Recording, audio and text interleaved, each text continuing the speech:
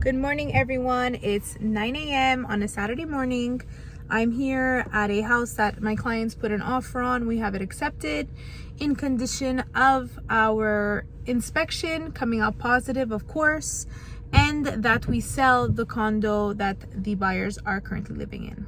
So I'm gonna go in here because I'm 5 minutes behind schedule. I had to stop on the way to print out the documents for the inspector. His printer didn't work, so I stopped at a bureau on the way because I was on the road. I stopped to print out the seller's declaration, so I'm here 5 minutes late. Well, not late, but 5 minutes behind schedule. I'm going in. Gonna take you guys along with me. It's a beautiful house in the West Island. We're in Pierrefonds today. Very, very nice house, fully renovated, turnkey property, perfect for my buyers who are a young family looking to grow their family, not looking to do any renovations, not looking to live with their 2-year-old in dirt and dust and a mess. So that's perfect for them, and I am looking forward to showing you guys around the house. Here we are at 4403 King. Super nice neighborhood, right next door to a park. Gorgeous house. So you got a patio door and you got nothing stopping you from falling down. You gotta make sure that's well taken care of. Yeah, eventually we're gonna do one.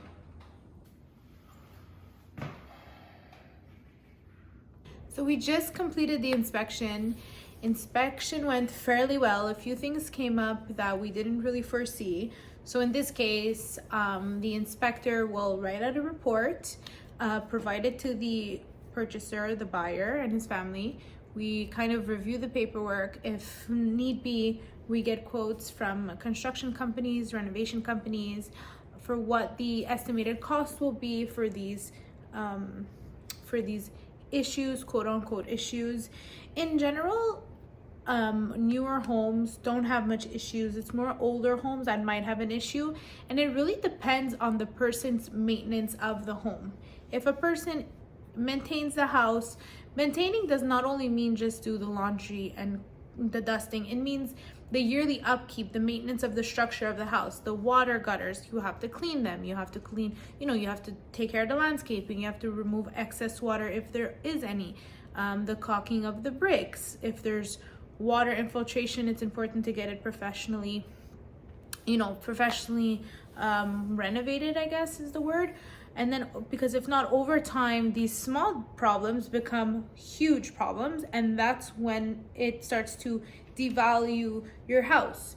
But it's not so much a devalue. It's more that over time, if you would have spent the money putting the money back into the house and making such repairs, you wouldn't lose it at this point of the sale.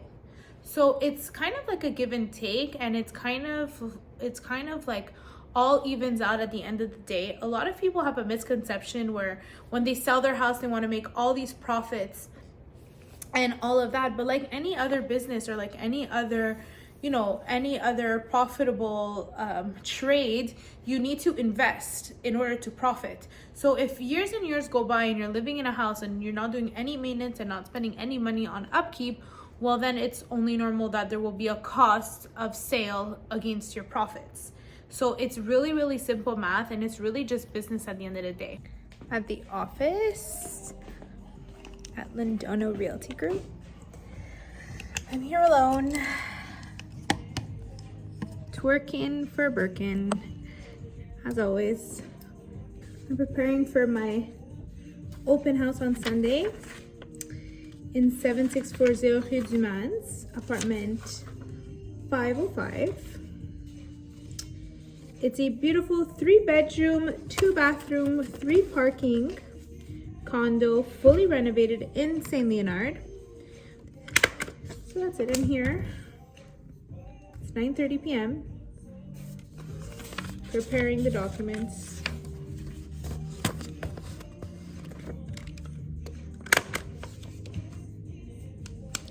Excited to get this sale up and running. I wanted to do a caravan, but I didn't get around to it.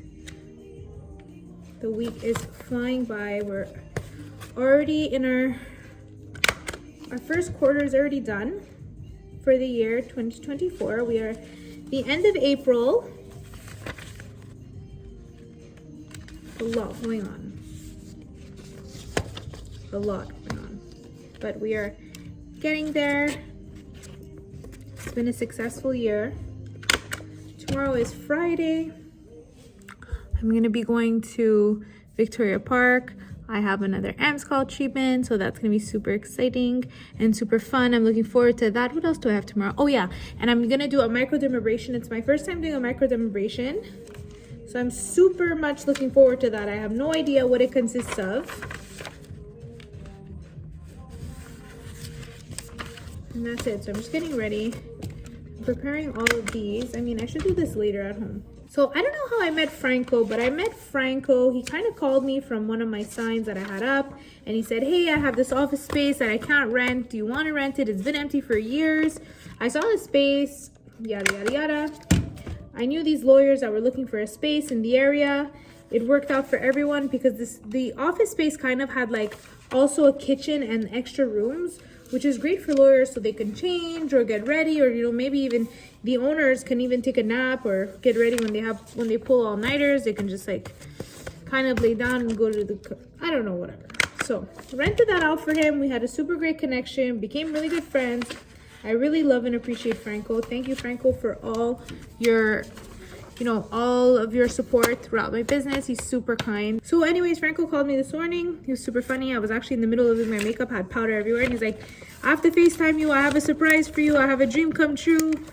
I said, fudge, I don't look too normal right now. He said, no, you're fine, you're fine. So I said, what is it? And he's like, he turns on the camera, and of course I had powder all around my eyes. I was doing my my baking step. And he's like, okay, fine. He turns the camera around and he shows me a warehouse. So nice, clean. The owner cleaned it, painted it, is willing to change the doors, and wants to rent it at a super understanding and good price. So he was right. It was like a slice of heaven, a little dream come true. Thank you, Franco, for the referral. I really appreciate it. That's it. That's it. Talk about your meal. Your voice in the background has to go. I always make that mistake. And I thought I was like, and I always double check also. It's been a while though. Yeah. It's gonna spill. Okay. She's a machine. That's a lot of coffee. I drink at least 12 espressos a day. What? 12? Yeah. You're not dead? No. I'm at my 7th. Today? Yeah. What You've time had is it? 7 coffees? I had 7. What time is it? It's not even noon. So I'm on my way to meet a client. It was actually a tenant living in one of my listings for sale in the old port. So I'm going to meet with him because he's aware that I'm selling the condo he's living in, and I think he wants to obviously purchase a house or a condo for himself. So we're going to meet him at the private airport in Montreal, and we're going to discuss his needs and see what he wants. Since I'm in the area, I told him I would go see him at his workplace. Between me and you, let's forget about this guy for a second. Between me and you, there's added value to that other building. But the other building is sold, and the other guy got paid the price that he had to pay. It's two different worlds. The building is gone. At the end of the day, I told you, I like the building and I want it. I have a new warehouse for sale.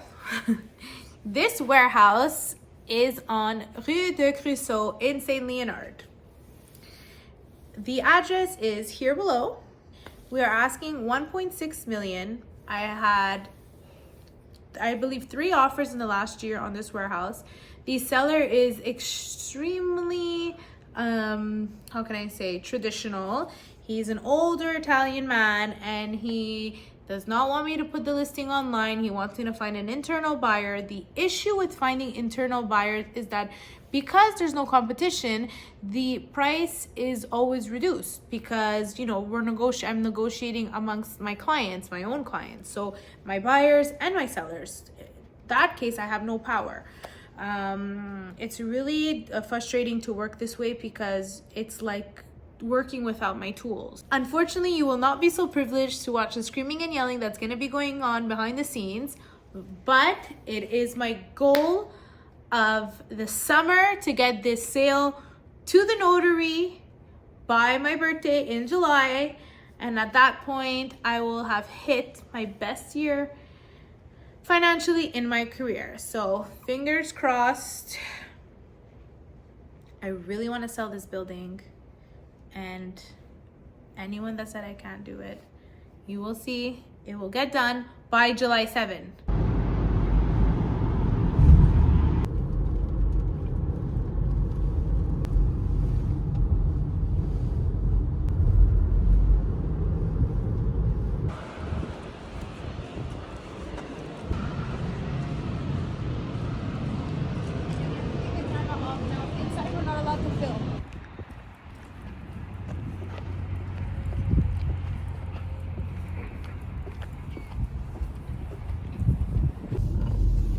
So I had a quick and easy meeting. It went super well.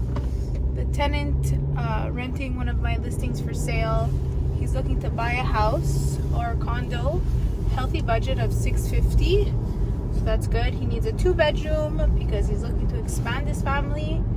He needs a parking. He wants to stay in the downtown, Old Port, Westmount area.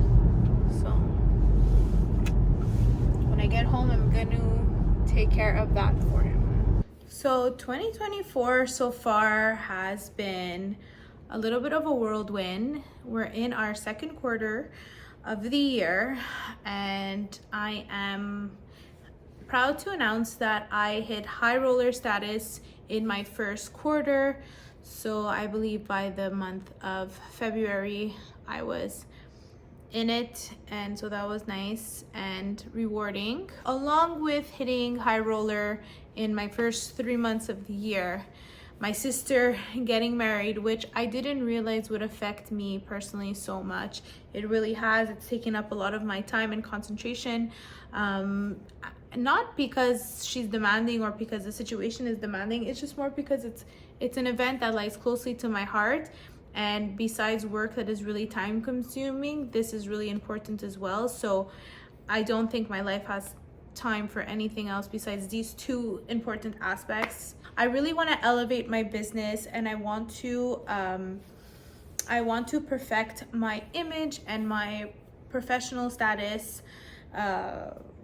Anyone that's worked with me knows me and knows what I'm capable of, but for those who don't, my social media is the first look you get to me, and first impression in this business is everything. Secondly, I have an accepted offer on the Dépanneur on Maurice Duplessis. So that is super fun. It was a challenging sale because of the area, because of, you know, certain ideas of the area that come with the Dépanneur, but we crossed all of that. We looked past that, and the buyer is super happy for their new journey and this purchase of the Dépanneur. So I am super happy for that. A Dépanneur is a convenience store for those who, you know, don't speak a dialect. My Quebecois side to me calls it a Dépanneur, but it is a convenience store. So that's super exciting, and I'm so happy for the sellers because they get to move on with their lives and, you know, venture out to new businesses that are possible with the profits and the hard work that they put into building up this Dépanneur. So that's that. I have one goal and one goal only after all the chatter that I've done on this episode. My goal is to get 5 new listings by July 7th for my birthday, and to sell them all by should I say November? By November. So that's my last goal. I want to thank you guys all for watching. Don't forget to like and subscribe to my channel, and I'll see you next week for another episode.